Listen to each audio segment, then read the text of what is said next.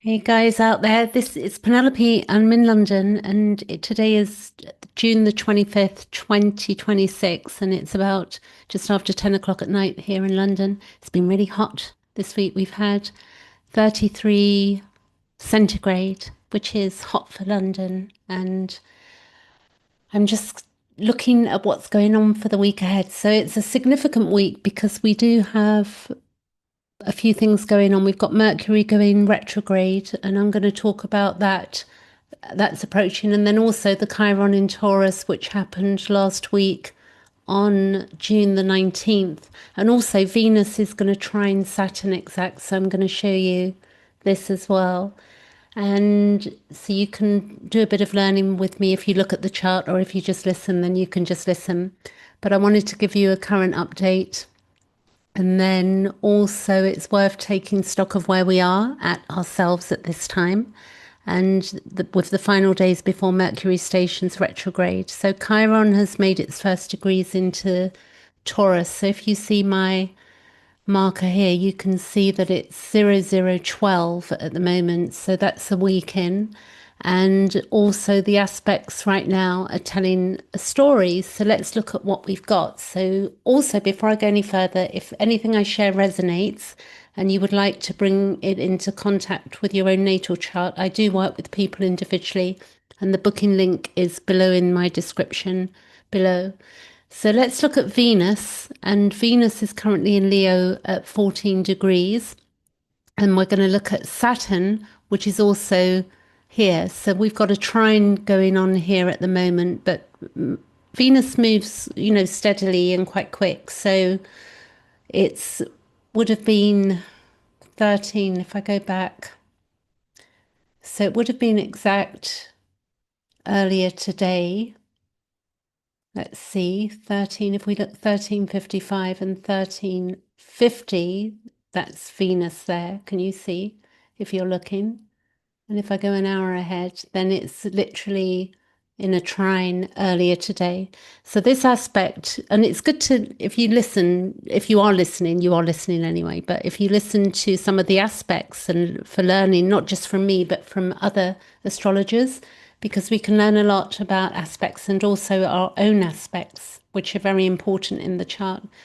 So this one, I'm going to give it the attention it deserves because it was very precise today. And Venus is trine, as you can see, they're really close and almost exact. And in all the years I've been working with astrology, I always find it worth pausing when an aspect reaches levels of precision because the sky is doing something very deliberate. So Venus trine Saturn is one of the most stabilizing aspects of in the chart. Venus is the planet of love, beauty, relationship, and what we value, and Venus rules Taurus. So although it's in Leo at the moment, and Saturn is the planet of structure, commitment, time, and the building of things that last. And in a trine flowing harmonious aspect, these two are working together with ease.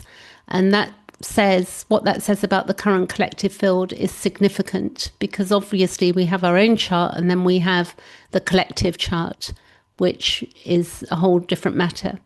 But there's a genuine support right there for relationships and commitments that are real, not glamorous, not glamorous relationships or superficial relationships, but real relationships, not new and exciting, but real and built on mutual respect and understanding of what things actually cost as well and what they are genuinely worth, or the willingness to stay.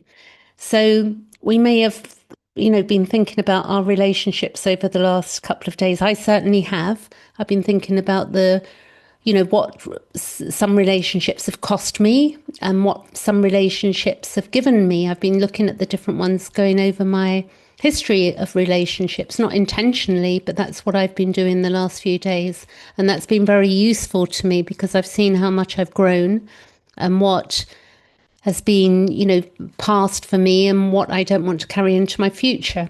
Because at some point, we are going to, as we get to our older years, I mean, I'm 60, I was 60 on the 21st of May. So it comes to a point where we realize, quite clearly that we've only got so much time on this earth and where we spend our time, who we spend our time with, and there can be a cost to our time. So and also our time is of value and worth to ourselves because of the things we love to do. So it's worth overviewing that. And with Venus, also in Leo here and Saturn in Aries, there's something here about the meeting of the nurturing instinct as well. With the Venus, there's some nurturing in it for ourselves, our inner needs and stuff like that. So our inner needs and what's of value to us.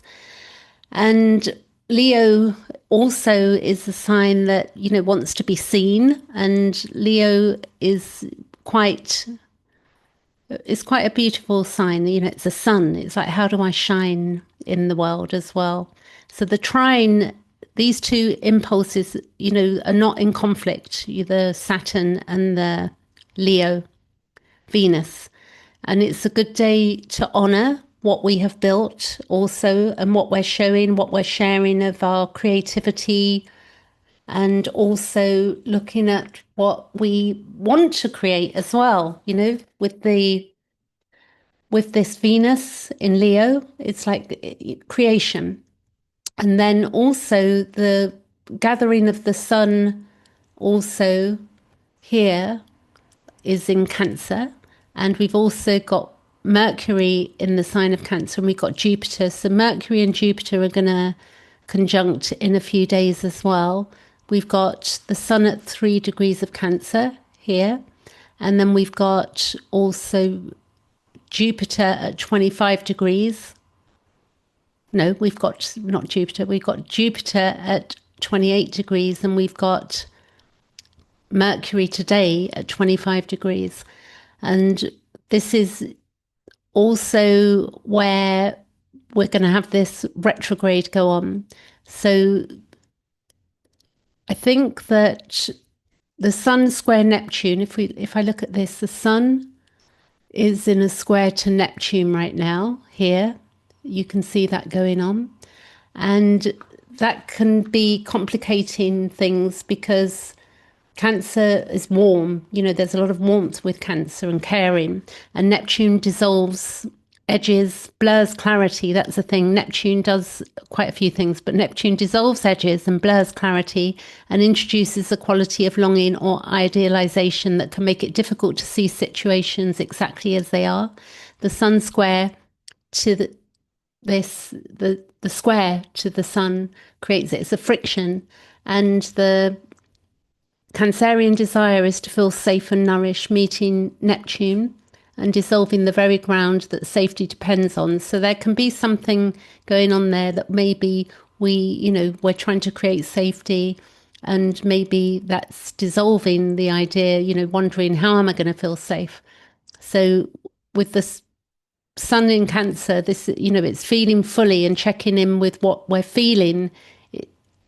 Is it real what we're feeling rather than what we're hoping for to be there? That can be to do with anything, depending on what house it's in for us as well. So for me, the Sun will be just moving into my 8th house. So you need to look at what house that's in, because that will tell you. And then also I've got Neptune transit in my 4th house. So that's going to tell me the areas of life that are being affected by this Sun, which is square to Neptune.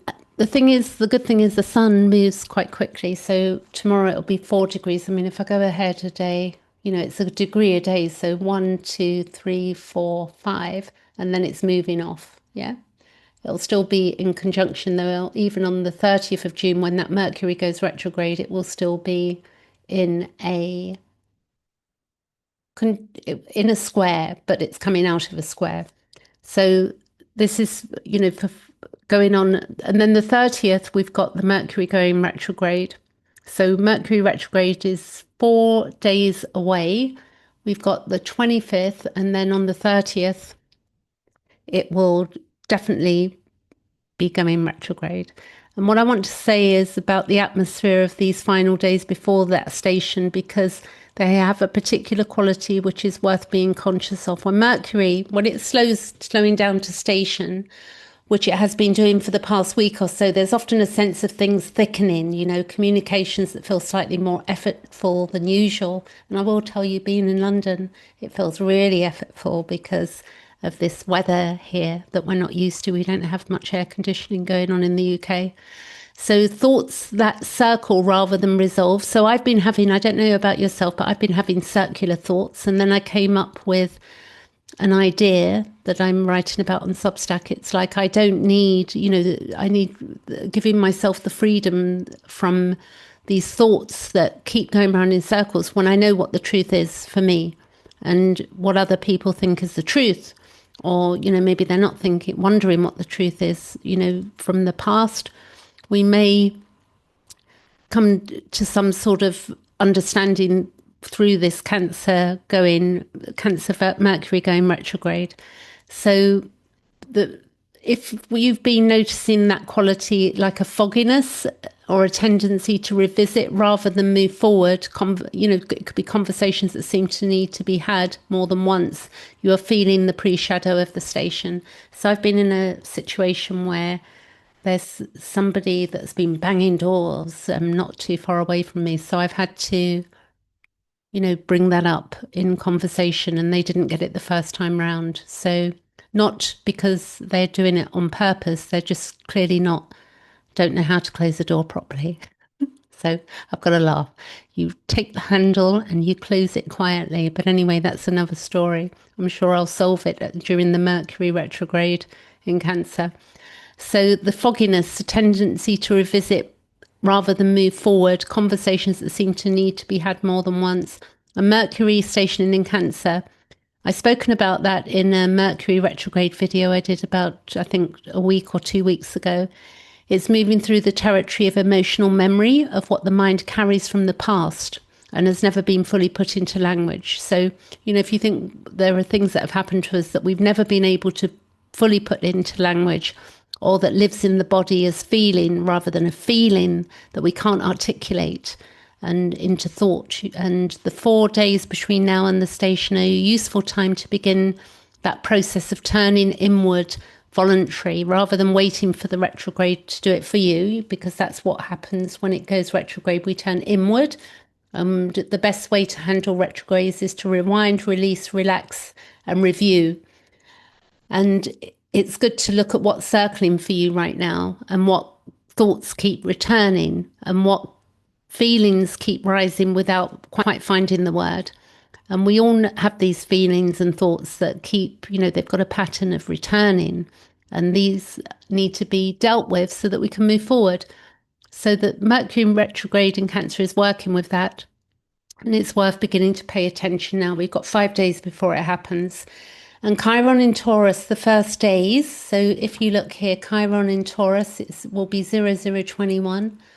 And then on the on that station here, I'm just going to look where the moon is. So let's go hours ahead. So what I'm looking for is when that S by Mercury turns into an R. So if we go an hour ahead, and then it'll give me time. So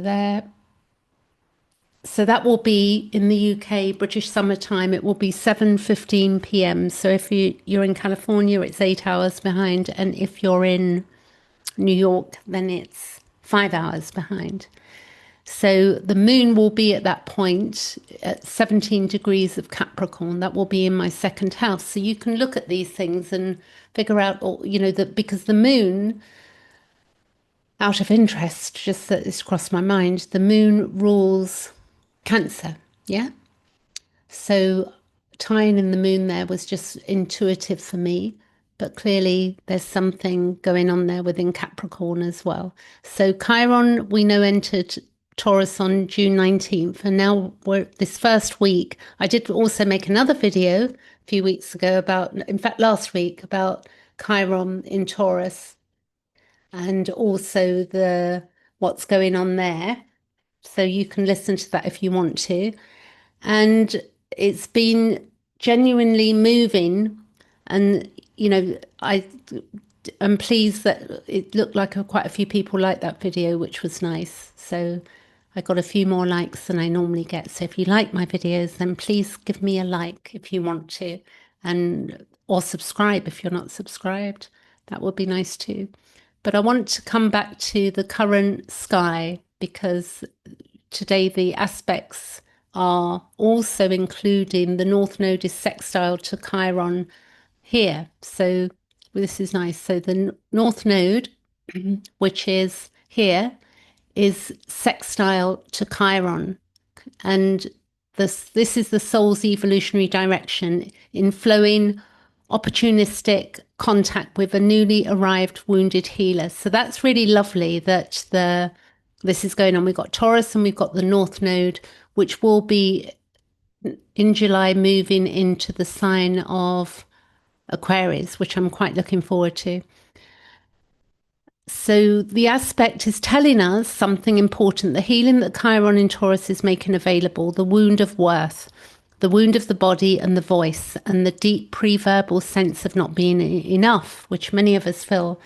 And it's genuinely aligned with where the collective soul is being drawn. You know, it's not a detour, it is the path. The sextile requires something of us, and it does not simply flow automatically. But so sextiles, they require something of us, but the opportunity is very real and present in these first days of Chiron in Taurus residency, because Chiron will go retrograde later this year and it will go back into the sign of Aries before it takes place in 2027. I think it's April, moving back into the sign of Taurus again.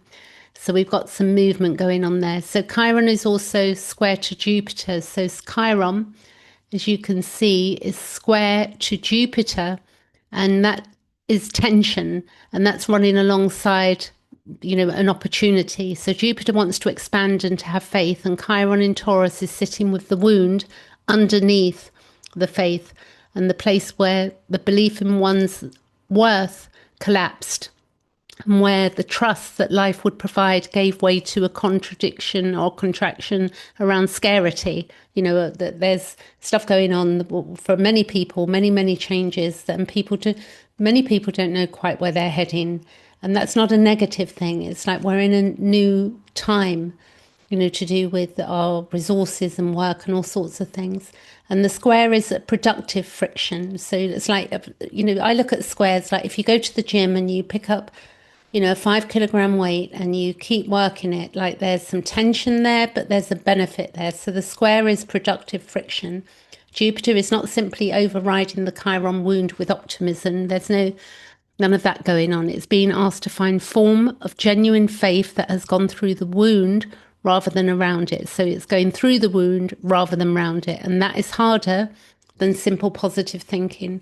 And I've come to the, you know, conclusion. I think positive thinking is a really funny one because, you know, when I look at the charts and what we go through and the mirroring of the emotions that we experience and the things we go through each day, people, you know, it's impossible to stay positive all the time and optimistic. This is just not the way humans work. If you look at a baby or a toddler, you know, 1 minute they're crying, 1 minute they're having fun, the next minute they're uncomfortable. You know, I don't believe that changes as we move through life. We just batten it down a bit more. We have more, we can regulate ourselves more. And I think that's what happens, but we still got all of these feelings bubbling underneath.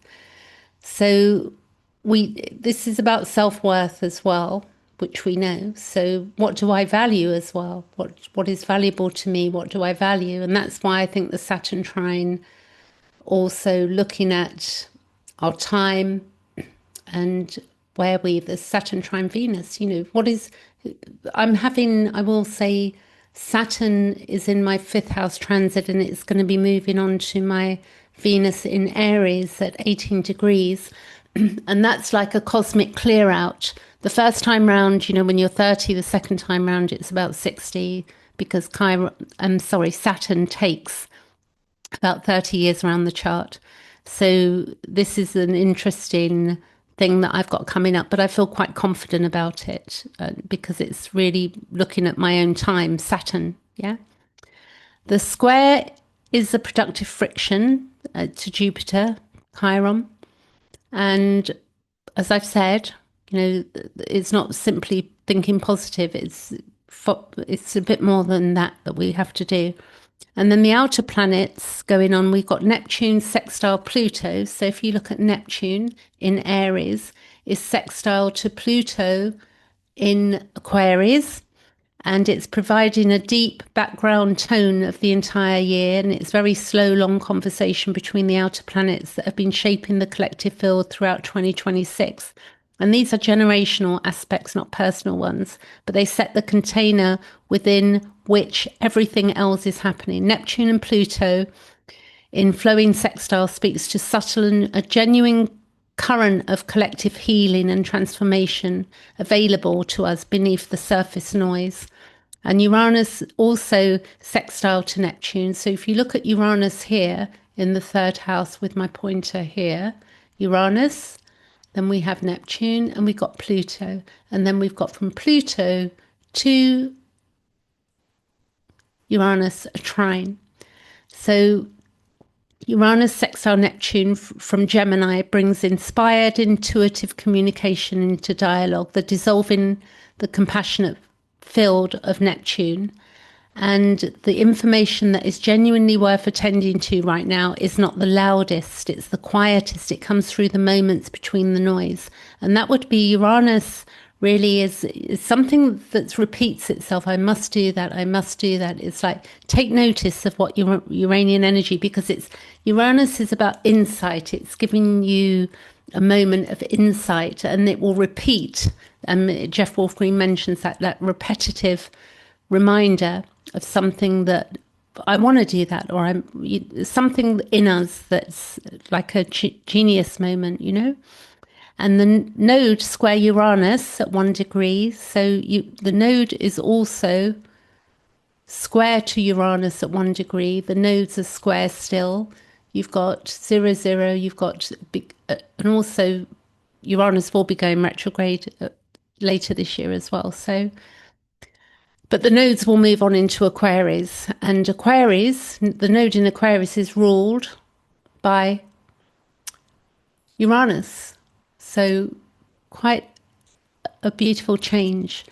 It is it was 12th of June, June the 12th, that was exact, but it's now separating. But that pressure that Uranus and Gemini is placing on the collective soul direction has not released it. It is compositing, like composting the underground. It's not resolving something. There's something underground. It's like something's cracked open, but we haven't worked it through yet. We don't know quite what it is.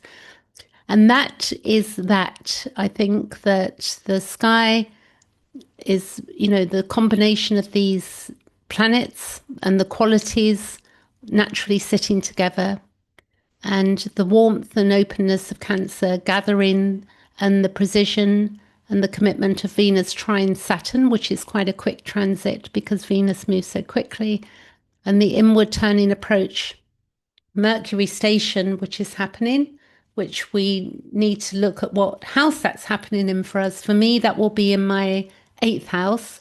So it's going to be there for quite some time. I believe that it moved into Cancer around the 1st of June. So it's going to be there from memory until August the 9th. But I could be wrong on that. But I don't think I am. And then also, if we put together the feelings that we're experiencing, if we sit with ourselves and put together, what am I feeling and how am I feeling? And Mercury is the thinking mind. And Mercury retrograde requires, without losing the thread of things, we want to we're working on something, we're going back over something. And it's good to look at our lives so that we can begin to look at how we communicate and how we think and how we feel, which is very useful with that Mercury in Cancer. And then we've got 4 days to that. So next week, I think it will be a moon video that I will be doing, an update on the moon. And if you enjoyed my video, let me know, because I'm just going to keep on doing every Thursday for the time being. And it seems to be going well at this time. Thanks for listening.